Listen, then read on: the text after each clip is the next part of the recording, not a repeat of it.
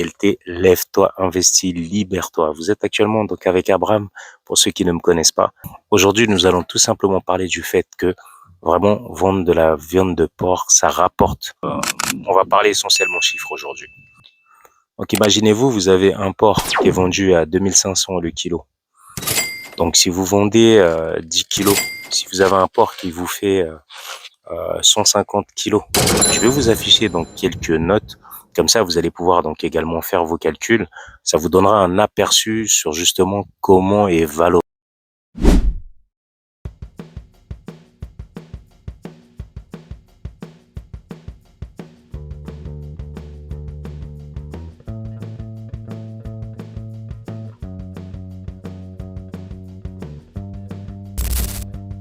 Donc cette viande. Donc à savoir que dans le porc, quasiment tout est valorisé. Hein. Vous savez, il n'y a pas de perte.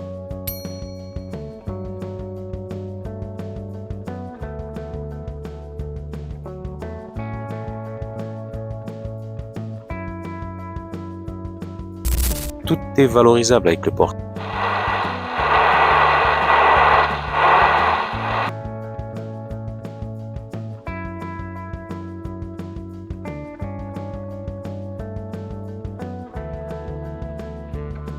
C'est ce qui est pas mal avec cet animal parce que vraiment on récupère tout.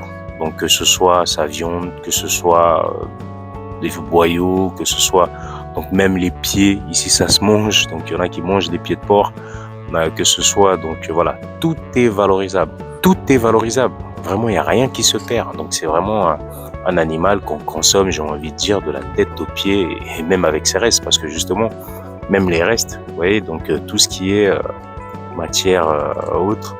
Donc ça se revend donc auprès des...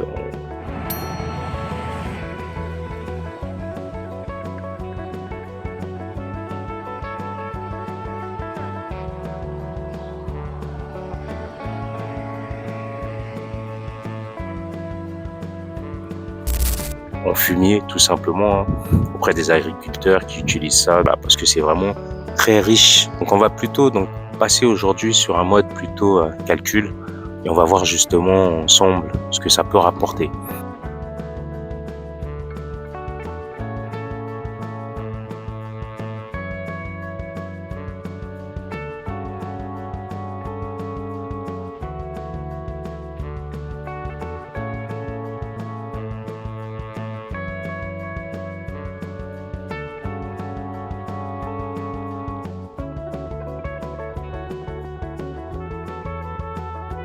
Après, bien évidemment, les choses, les coûts vont être différents en fonction de ce que vous avez comme charge. Il y aura d'autres qui vont peut-être pas calculer de cette manière parce qu'ils voient juste ce qu'ils récupèrent lorsqu'ils font une vente, mais ils se rendent pas compte parfois de tout ce qu'ils ont dépensé auparavant.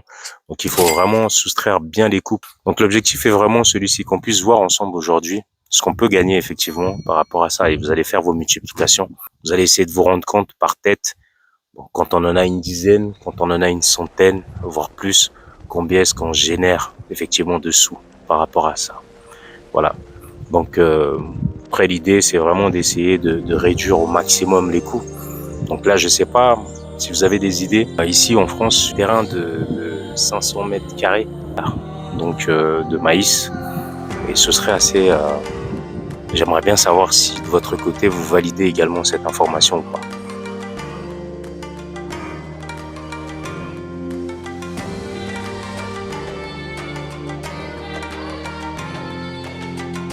Parce que si on peut effectivement sortir sur un terrain de 500 mètres carrés, vous voyez, il nous en reste encore pas mal à utiliser. On n'a même pas utilisé là le quart du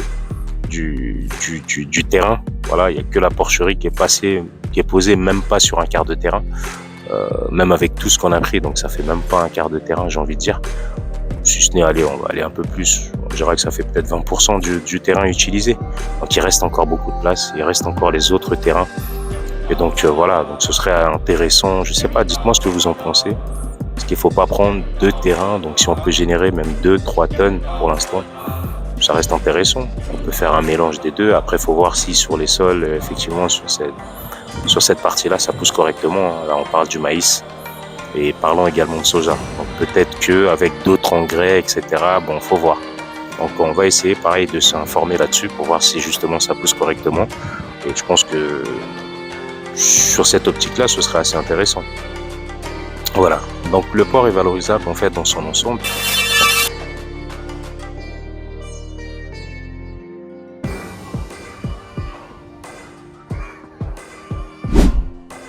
Donc on a pu voir ensemble aujourd'hui qu'il y avait tout, vraiment, hein. On pouvait vendre de la tête aux pieds et même ses détritus, ses restes, etc.